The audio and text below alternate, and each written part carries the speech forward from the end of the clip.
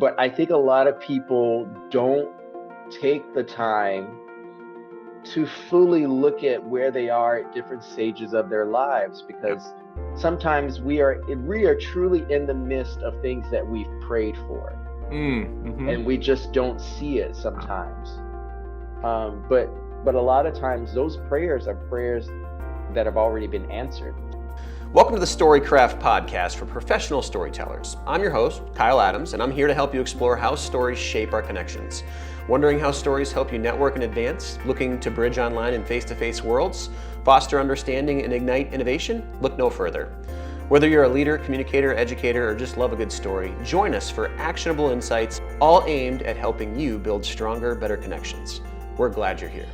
All right, everyone, we are super excited to have meteorologist Jason Mikell with us from WBZ in Boston, Massachusetts. So, meteorologist in Boston now, but meteorologist in several other cities over the past, what, Jason? How many years? Could you tell us that really quick? Oh, it's been almost 10 years. Yeah, since I started this chapter, starting to go back to school. It's been 2014. Yeah, almost 10 Okay. years. Full disclosure, we met in 2014 in Lima, Ohio. 2016. Or 2016. 2016. Oh my gosh. Yeah, that's right. Yeah, 2016. Yeah. See, I'm just Don't all age me, Kyle. 20. It was 2016. So that had to have been in the spring, correct? That's right. Yeah, in March and April, I think, of that year, when I came to interview there at Hometown Stations. At the time, and I think maybe still, the only 4 network station in the country. Yeah. Quadopoly, does that sound right? Is that what it's considered? We'll take it. It sounds right to me. We had ABC, CBS, Fox, and NBC under one roof. Yeah. So What a yeah, wild time. you started there. So you became a meteorologist in 2014 then, correct? I started going back to school in 2014, and then officially became a meteorologist in 16. Gotcha. And that's from Mississippi State, correct?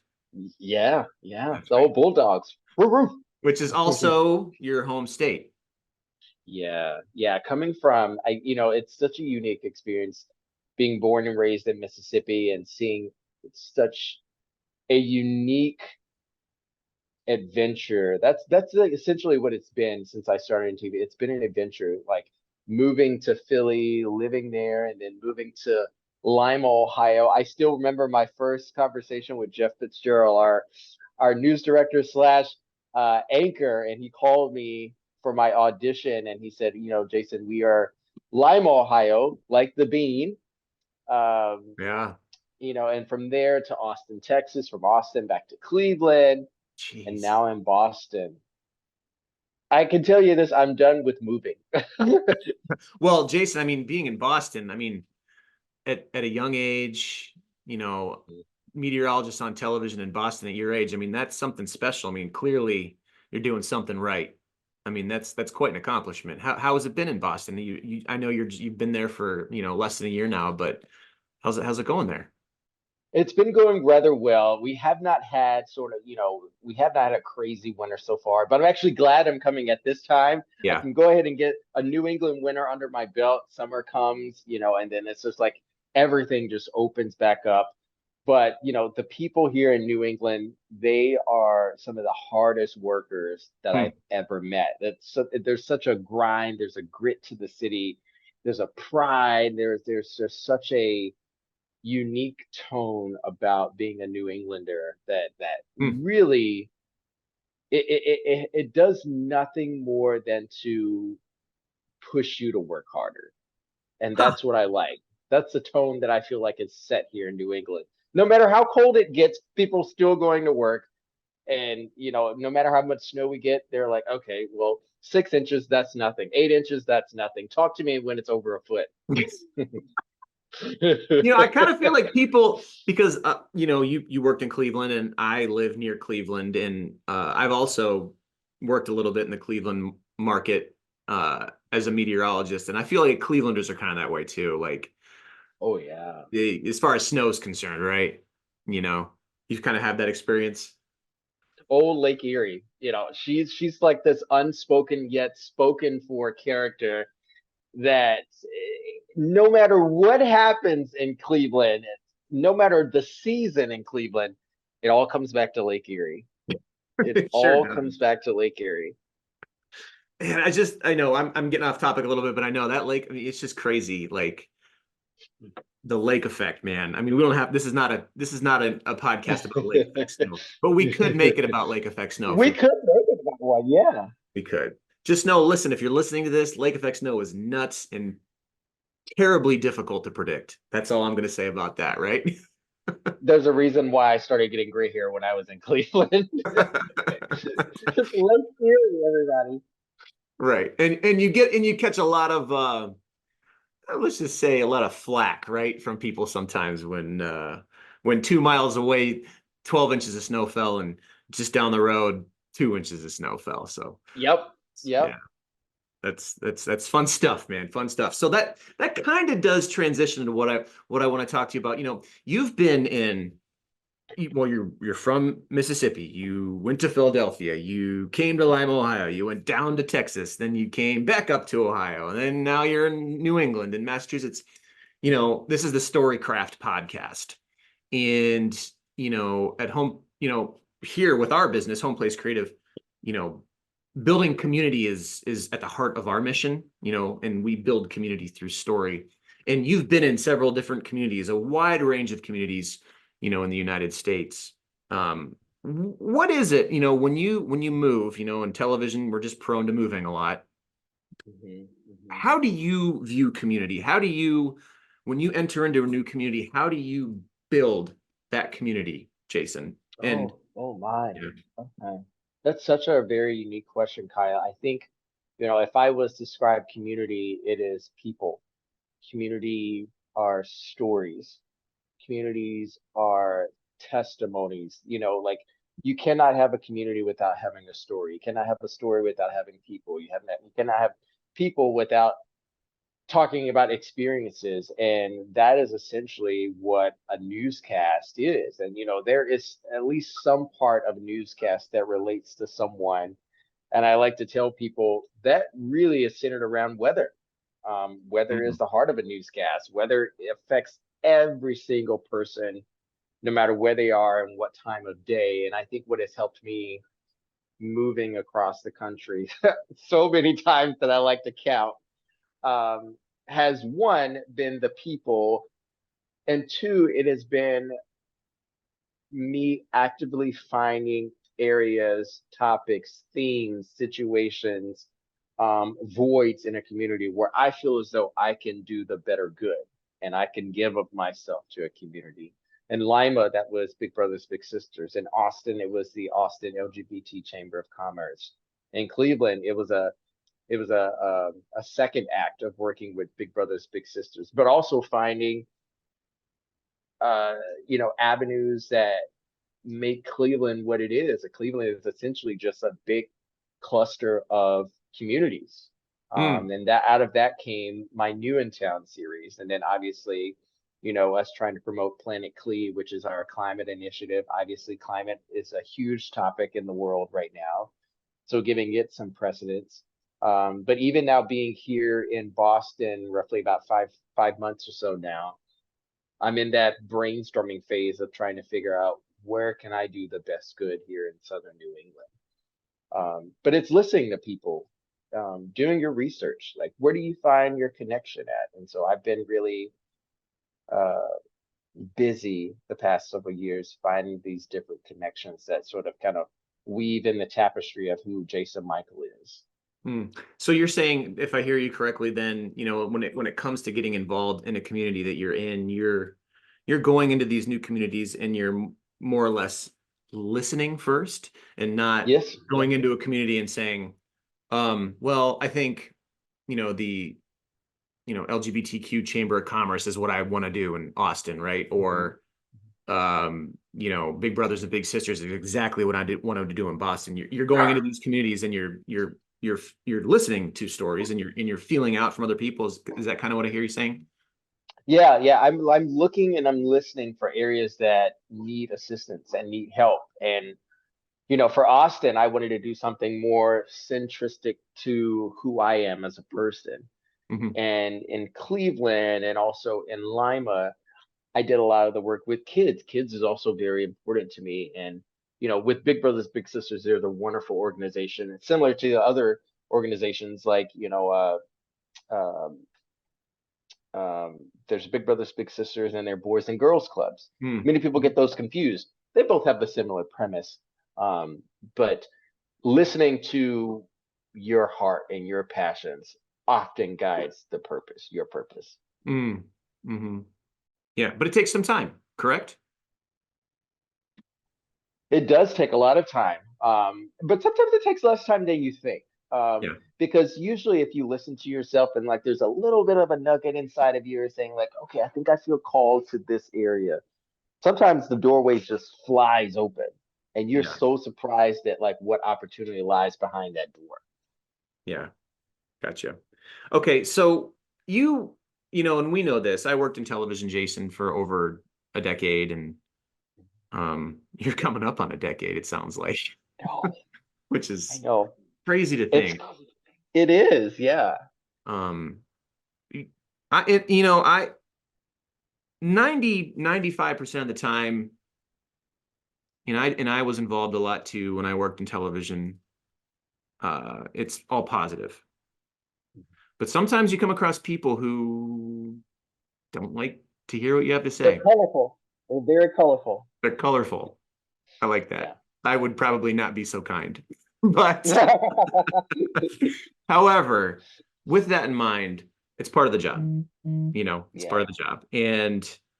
But we are in a unique situation, as public figures, or you are right now, I'm not anymore, but to to experience this more than once, right? Like a lot of people live their life, I think, and that negative feedback just isn't a routine part of what they do, right? And building relationships, because ultimately, like if someone says something that you don't like about you and you just automatically just say, well, whatever, get out of here, I don't care what you have to say, right? I can't imagine that's your personality. I don't think it is, right? How do Yeah. you deal with that? Because that's, one of the things that we talk a lot about, in this podcast is like bridging communities, right? Not everybody always thinks alike. And I think being in television and being in front of a camera uniquely puts us in a situation where we experience that more often than not compared to, I guess, the general public.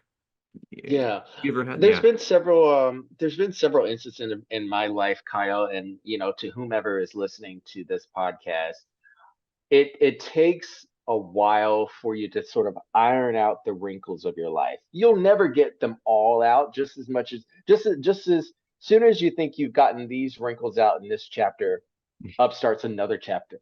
And there's even more wrinkles that you ever thought would be. And I think that has been sort of the theme of my walk in this career, going from one market to the next, but also climbing and more responsibilities are being added on to, and then different life circumstances happening. I started my career in Lima, and a month later, my first grandmother passed, and that was the one that I was closest to. And then as I was getting ready to leave Austin, my last grandparent passed away, which was my second grandmother. So you have to navigate those different circumstances, and the public generally does not take any prisoners. If there's something that they don't like, and I'll take you all the way back to 2014. My first experience at a TV station was with Glenn Hurricane Schwartz. He was the chief meteorologist at NBC 10 in Philadelphia. Wait. This was in Philadelphia? Yeah, All right, so I'm yeah. not I am kind of a geography buff because obviously I'm a meteorologist just like you. But I don't think there's any hurricanes in Philadelphia, Jason. Yeah, Glenn Hurricane Schwartz. He donned that name, wore it for decades. But I remember him having this come to Jesus talk with me after I got a chance to observe the show. You love that name. I know you love that name. I'm still I got thinking about that name. Glenn Hurricane Schwartz. I got to figure out a name for myself too. I don't know what it was. I don't know what it's gonna be. Um, but he told me, Kyle, he said, Jason, TV is very subjective. Yeah. People may or may not like you for the color of your tie or the shirt you have on or whatever you're talking about, there's going to be a reason where somebody does not attract to you.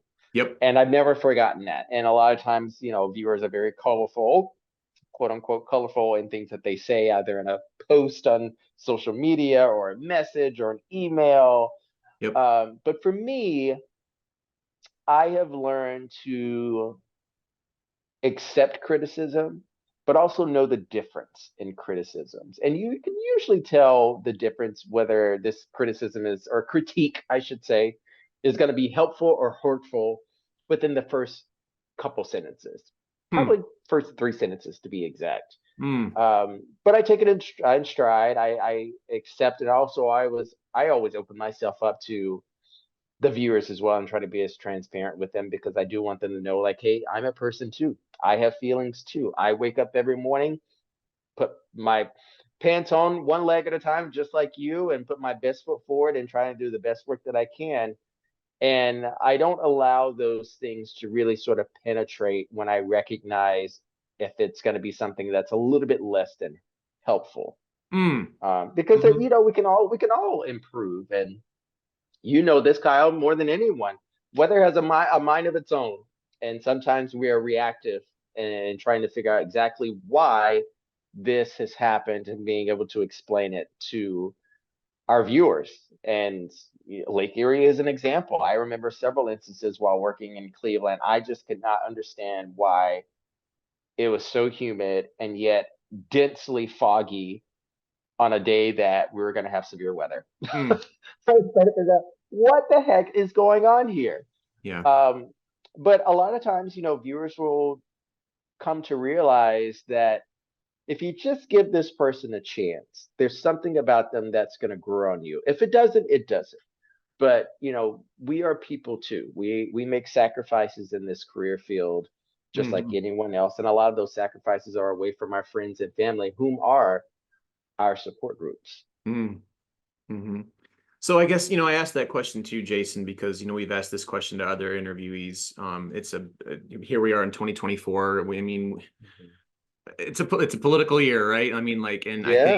I think people like yourself that have, worked in front facing to the public on a daily basis are in a situation where you might be better equipped to deal with, that aunt or uncle who might not agree with you, or, you know what I'm saying? And during Thanksgiving dinner or something like that. Like, is there anything that you can think of that, like, you've learned in television that would maybe, help to foster those relationships rather than just immediately divide and maybe avoid some of the pitfalls we did, in 2016 or 2020? Oh goodness, that is a pretty lofty question there, Mr. Adams. Oh goodness. I think that in recent years, in let's say the past 6 to 8 years, wink, wink, nudge, nudge, Yeah.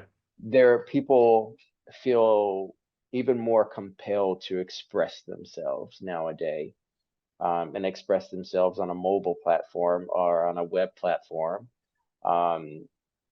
And the views and the eyes and the ears of what could be hundreds, if not thousands of people. Yep. And a single post can do a lot of harm to a person or parties. And sometimes people don't realize that until, they accept the retribution or the consequences of what was said. Right. And, my grandmother used to tell me, grandson, always treat a person like you want to be treated. Give a person their flowers while they're living. Don't say everything that comes to mind so quickly. And those are 3 different statements that she would always pump into my brain when I was growing up. And I had an instance the other week from a viewer, and they said something to the effect of, I guess WBZ doesn't care about its viewers when they have Jason Mikell on. Like, and she was alluding to the replacement that I am for the previous person that was in this role. And, the very natural response is, to come back and say, listen, you don't even know me. Why would you say something so harsh, so critical? What I'm still fairly new here. But I responded to her and just merely saying, I appreciate you, one, looking up my page to find me, but two, what you'll also find on this page are followers, friends, family that have been along with me on this ride from the very beginning. And they choose to still be along this journey with me for a reason. And I just left it at that.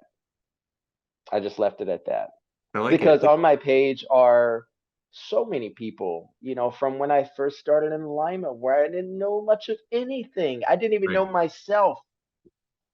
To then make the jump to Austin, where I had, even more unique experiences. To come back to Ohio, this second chapter of essentially feeling like, oh, I'm coming home, because Lima will always be my home TV market. I was just in a different place in the state. And to now get to a place in my life where I feel as though I can finally, take my foot off the gas, so to speak, a little bit and put some roots down. I hope that person was able to accept that, okay, let me give this guy a chance. Let me give him a chance,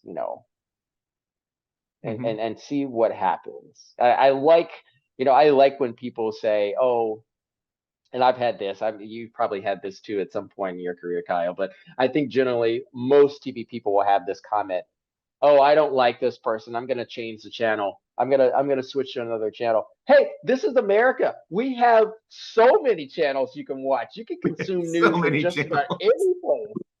I am not offended. Okay, I watch different channels all the time. I watch competition here in Boston all the time. We have options, folks. We have options. But it takes time to build up that thick skin, so to speak, to be able to handle stuff like that. And that, well, first of all, I want to say I love what your grandma said. Give people flowers while they're still alive. I've never heard that before. That's really cool. I'm going to use that one, man. And then obviously thinking before you speak. I completely agree. I think, and I'm still learning this at 40 years old. I mean, I had a situation this past week, Jason, where I have to be present enough to say to myself, I got in a little argument with somebody, and I'm going to just take the night to think about this before I respond back. I mean, that's just so important. I'm glad you said that, because like, I'm learning that even now. I mean, I hope I continue to learn that for the rest of my life. Yeah. So I think, we're constantly learning about ourselves. And I remember my dad told me one time, son, we never stop learning. And I've had a partner tell me, or a business partner in the past tell me, we were never going to be a finished product until our last day. That is the closest to whom we're going to be in our final breath. And you have to make each day count to get you towards that person. So I'm still a work in progress, through and through, head to toe. I think that's good, Jason, because I think if you come across somebody who says, nope, I'm perfect, I'm complete, I think that's a big red flag. I think that goes without saying, right? They're full of crap. What's that? They're full of crap. Yeah, exactly. Well, something a little lighter now, talking about stories, and I appreciate answering those questions too, by the way. I know that was, those, it's just, it is what it is. We want to foster relationships. We want to give people ideas and maybe strategies to do that, and it's hard, right? It's hard, especially when we live in a world, like you said, where people can just type up an immediate thought and send it out there without much thought sometimes. And that is dividing, that is dividing, so just taking a step back sometimes is some great advice. So, and again, the flowers, I love the flowers, because that's basically saying, I appreciate you while you're here. And we certainly don't say that enough to other people, right? We don't tell people that enough. I don't tell people that enough. I'm talking about myself. So we got day one. This is day one. Exactly. Yep. Love what you're hearing on this podcast? Consider booking me to speak at your next event. Dive further into the transformative power of storytelling with my keynote. Tell better stories, speak up, stand out, and build community. In a world that often amplifies our differences, my talk invites you to embrace genuine connections. Break free from the echo chambers and discover the art of storytelling. Learn how to share your own narrative, listen actively, and foster communities that flourish on shared experiences. Check out the show notes to learn more about how to book a talk for your next event. So speaking of story, talking about the weather, I always kind of looked at story. I had this conversation with Megan, my wife, not too long ago, and she asked me, she goes, well, are you a storyteller, Kyle? And I said, well, I don't know. And then we started talking about it and thinking about it. And I was like, well, I guess I kind of am because, as long ago as I can remember, I obviously love talking about the weather, and people would ask me about the weather, and man, I could just talk about that for minutes and minutes and minutes on end, right? Like that's kind of how I've always viewed the weather, as a story to be told, not just a bunch of details, rather as here's this story and how it's going to affect potentially your life, which is a whole nother subject about audience too, right? Like we're speaking to so many different audiences as a meteorologist on camera. But how do you view the weather as a story, Jason? I think I start with the timeline, and then I focus on the impacts. And I like to take it in day parts, from especially being a morning meteorologist, what's happening right now. By the time I come on air at 4:30 in the morning, here are our current conditions.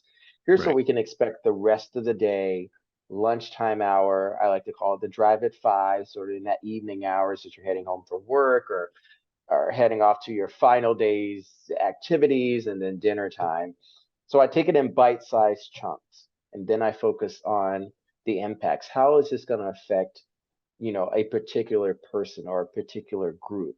It's chilly this morning, but as you go home later this afternoon, case in point, this morning, it's absolutely beautiful here in southern New England today, Kyle. Beautiful. It was chilly. It was a great, beautiful, chilly day. Temperatures were around 30 degrees this morning. Later this evening, though, into overnight, clouds move back in. And we have snow showers overnight tonight through the day tomorrow. So, that could impact somebody's, late dinner plans tonight or morning plans tomorrow if they have an important meeting. And so I try to weave in these different day parts and the impacts, and I try to have a lighter fare. I'm a type of guy, I like to look at things glass half full. Sure. There could be severe weather coming, and I'm going to find a way to find the silver lining in this severe weather somehow, some way. But I explain it, I tell it, as if I'm talking to my grandma. I tell it in a way that she can make the proper choices, for her day or for anybody's day. I give you the information and I try to package it up in a really understandable, relatable way in order for you to make this decision. If you're going to go out and make your errands today, if you are going to meet up with a group of friends or family members, or if you might just want to take, no pun intended, a rain check. Oh, that's good, man. That's kind of how I viewed it as well. And one of the things, when I started in television, Jason, I think I mentioned this to you earlier, but one of the words of the year for 2023 from Merriam-Webster was the word authentic, right? And one of the things that I truly struggled with when I started, and a lot of people that are going to be listening to this podcast are probably, marketing directors, people who own their own business, maybe people who are starting their own business. But the word authentic comes up a lot in my line of work, particularly. And I know it does probably with yours, because when I started in television, that was really hard. That was hard to be completely comfortable. It was hard to not fall victim to, having nothing wrong with your friend from Philadelphia who has Hurricane, but I'm guessing that's probably not his legal name, right? Right. Yes. And then some that works for some people, but like for me, I just didn't want to go that route, and that was hard for me to accept. It sounds weird, but there was a lot of pressure to like have that thing. Yeah. And to me, that wasn't me being authentic. So what does that word mean to you? Because it took me several years to feel authentic. And authentic means something different to everybody, right? It's the beauty of that word. It's very subjective. But what's that mean to you, Jason? Especially being in front of a camera every day. Yeah. Actually, I think about Hurricane Schwartz in this moment because I know this is all auditory, but you can see me, Kyle, and I remember him telling me sometimes, Jason, your best may be up here, sometimes your best may be down here, and that's okay. We're just all natural people, and sometimes our best in one day is dramatically different from the very next day. And for me, the best way that I've been able to maintain my authenticity is not taking myself too seriously. I remember my grandmother used to joke with me all the time, and I'd just be so tightly wound, to be honest with you. I'd be so serious. Yep. I'm terrible. Anyone knows me. I'm terrible at getting jokes because I don't pick up on dry sense of humor. I'm just kind of a dud sometimes. And I've learned to accept that part about myself and just laugh at myself. And I try to carry that over into my weather forecast. Sometimes these weather, I can there's something that may be happening and I have a lot of information I need to try to convey in 2.5, 3 minutes tops. And sometimes I don't feel as though I've nailed it. And I communicate that with the viewers. You know what, viewers? Let's try this again. I try to explain this ice jams to you this last half hour. There's another element that I want to communicate to you.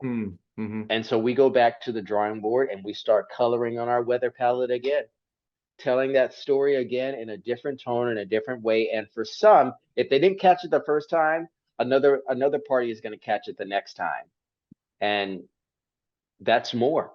That is in addition to who caught it the first time. So I just try to, if I just try to be real.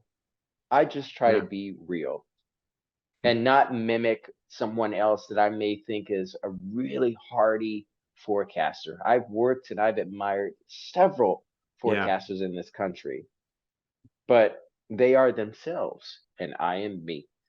And so I just try to be me. Yeah, I really appreciate that because that's kind of the same conclusion I came to. You just said it way more eloquently than I think I ever could have, because I always tell people, it took me 2 years to feel comfortable, right? But I was never really able, but the humor, man, I'm telling you, that's what it did it for me too. Being able to just kind of say, you know what? I mean, I would have sneezing fits on the air, you know what I mean? And you just screw up and you feel really self-conscious about it, stuff like that. But once I learned to just not take myself so dang seriously. Yeah. And you know what else? I'll tell you one other thing too, as I'm getting this vision of you telling that story because I get so excited, I talk fast. And then I start stumbling over my words. And then my mouth builds up with saliva. So then like I'm drooling and spitting everywhere and like I'm talking fast. So I have to sometimes when there's storms coming, I have to talk to myself, Jason, slow down, don't get so excited. I sort of kind of go in the reverse in the beginning. And as I get deeper into my forecast, it's like, okay, I'm almost done now. So I can just, I don't speed it up. I just, I just hold my own hand to the finish. Hold your own hand to the finish. I hold my own hand to the finish. So I just don't go flailing around anywhere.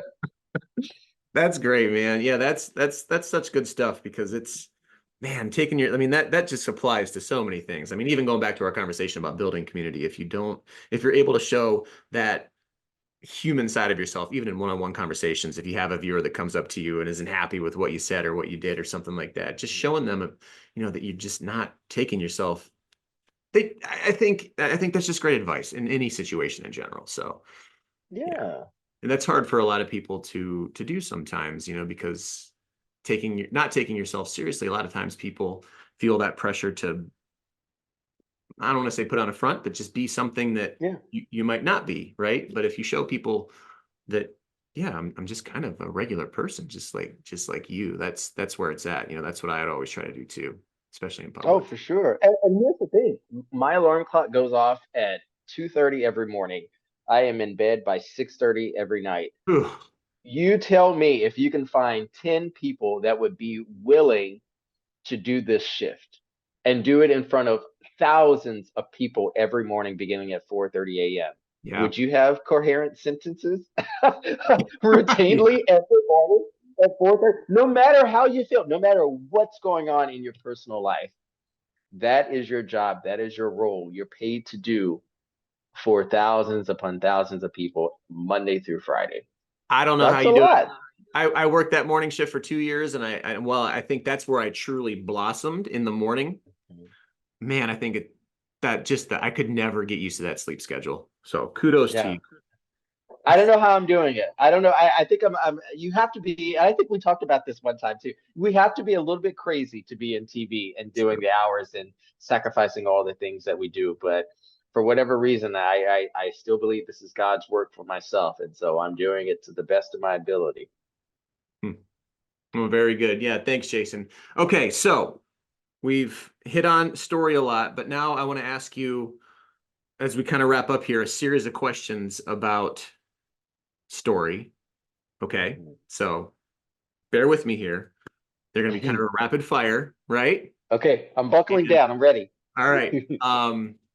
So the first question, Jason, is we'll kind of mix it up a little bit here. What's the best advice that you've gotten around story, or maybe even can apply it to marketing, or the worst advice that you've gotten when it comes to marketing or telling a story, Jason, if you could think about that. Well, I think I'm not sure if it translates. I'll figure out a way that it translates and connects. But a former boss of mine, his name is Paul, and he actually lives here in Boston. We met up for drinks a few months ago. He told me one time, it was more than 10 years ago, he said, Jason, you always have to be prepared to have the difficult conversation. And Kyle, I have used that both in my personal life and my personal relationships with family and romantic relationships, but I've also used it professionally as well. Um, because sometimes, often in TV, your bosses have to have very difficult conversations with you. I've been blessed to not have gotten the pink slip before, but there's been schedule changes. There's been holidays that I've wanted to be off and spend with my family, and that comes with a difficult conversation. Unfortunately, we cannot grant you time off to spend with your family, or we cannot grant you such and such in your contract deal or something like that. But you know I've often had to have difficult conversations, and it never gets easy. It never Mm. gets easy, and we will continue to have difficult conversations as long as we're on earth.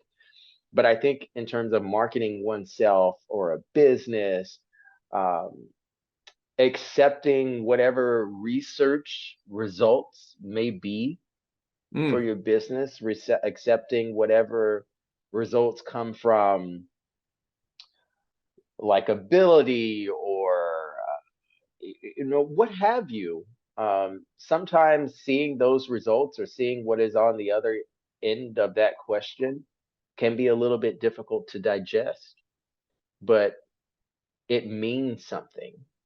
And it's all about how we take that information, spin it around, and apply it for a better result.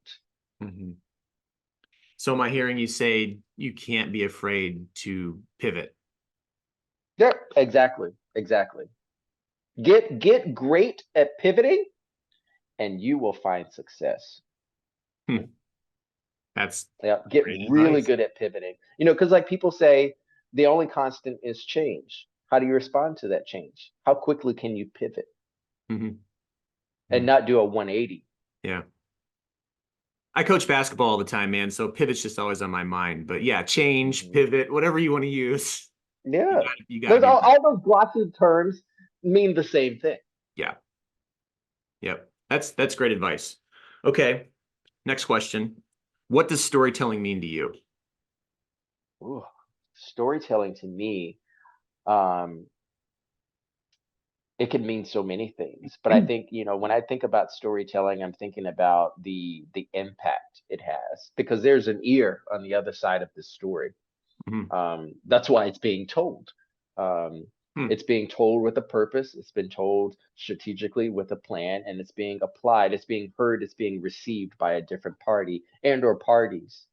Um, so I think when we think about telling stories, we have to think about the impact it's going to have on the recipient and what it would mean to them. Yeah. And I think in your situation being on television, you have you're privy to that. Your audience. You gotta always think of your audience, correct? Yes, we always have to think about our audience. If there's I used to joke all the time, if I'm standing up and explaining a Pineapple Express, I'm not talking about pineapples on sale in the checkout lane at Aldi. It's extra weather turn. So there's like a social science aspect of it too, Yeah, that's interesting. Okay. Last question, Jason. What's your favorite story of all time? It can be a book, it can be a movie, it can be whatever you want it to be. My story. My story. My story has been uh, a story with swift changes, unexpected changes. I actually had a crying moment. I'm a grown man. I actually had a crying moment, everybody, the other night. I was sitting here. It was just me and my dog Pepper, and I was just the TV wasn't even on. I had some music playing, and I just started to think about my journey. Um, and I know I've said it so many times on this podcast, but so many sacrifices that I've had to make. And a lot of these sacrifices have been experienced alone, which if you're in TV, you spend a lot of time alone. You do. And then I remember praying a prayer last year at a low point in my life, and I realized a couple nights ago that this mountaintop that I feel like I'm on is even higher than the depth of the valley that I felt like I was in last year. And it was as if an eagle had quietly, safely landed and was able to look around and sort of kind of scan from a different view. And it was a powerful, overwhelming experience to say, wow, I have studied, I have sacrificed, I've cried, I've had blood, sweat, and tears in TV in my career, and to now get to a vantage point where I'm able to look around and appreciate and express so much gratitude. It really truly felt like a cup overflowing moment um, that I had. So yeah. What a great answer, because Megan asked me that question, and my immediate thought was just, oh, Star Wars. I love that story, right? It is a good story too. Yes. Like, what you just did was so introspective, and like each one of us has a unique individual. No one's ever done it quite like a story.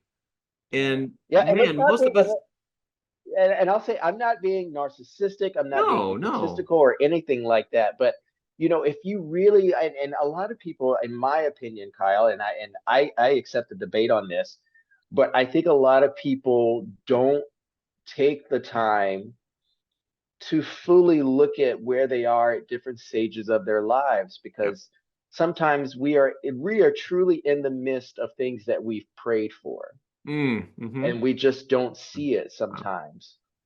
But a lot of times those prayers are prayers that have already been answered. Sometimes Mhm. that relationship has ended, but that Yep. is actually a prayer. You wanted someone to trust. You wanted someone to love and share and experience with you. That is actually a prayer that has answered now that that relationship is over, because that party may or may not have been capable or willing to give that to you. Now you got me thinking. Be present, Kyle. Be present. You'll miss Yeah. it, right? You'll miss it. You'll Yeah. miss it. You'll miss it if you Stop and smell the roses. yep. Hmm. Wow. Well, that's a great, great way to end this conversation. Because you know what? That's great. I'm so happy that you see things like that, because yeah, our stories are like the most, there's nothing more important. So, Yeah. And yeah. you're the author. Yep. Yep. You're the author of it. So other than Jason, you know this question because you work in television and you do interviews all the time. Is there anything else that you'd like to add? Oh my goodness. If there was a last word, um, I think it would be how I answered that last question. Like, take a look at your life.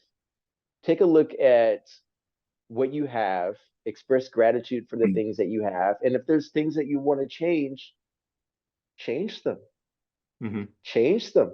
Start thinking about ways in which you can change them. If you always wanted to go on this trip, okay, you still have breath in your body, find a way to make that work. Find a way to make it work. Find a way to go to this place, this restaurant you've always wanted to go to, and it's $200 a plate. Like, that is an experience that you dreamed about, you wanted to go to. Like, I want to go to Europe. I've never been to Europe. It costs a lot of money to go to Europe, but I want to go someday, and I want to keep that on the books to go someday. So, like, start manifesting things, people. Start manifesting things. There's power in it. Well, I'll come to New England. I'll spend $200 for some lobster rolls, and we can. Yeah. They are unrivaled. I'll tell you. Man, I was in Maine, Portland, Maine, a couple years ago, and I had my first lobster roll, and I was like, wow, this is the real deal. Yeah. They got it right out of the net and put it right there for you. Well, Jason, thank you so much for your time, and your conversation and your thoughts and just your story. So thanks for sharing that. You're very welcome. Always, Kyle. Always. We're glad you've listened to this podcast episode. If you liked it, would you mind doing us a favor and sharing this episode with someone who would be interested in the topic too? We're on a mission to help everyone become a better storyteller. Don't forget to subscribe to the show and get updated every time we release a new episode too. Each and every episode is produced, hosted, and edited by us, Kyle and Meg Adams at Home Place Creative. Happy storytelling.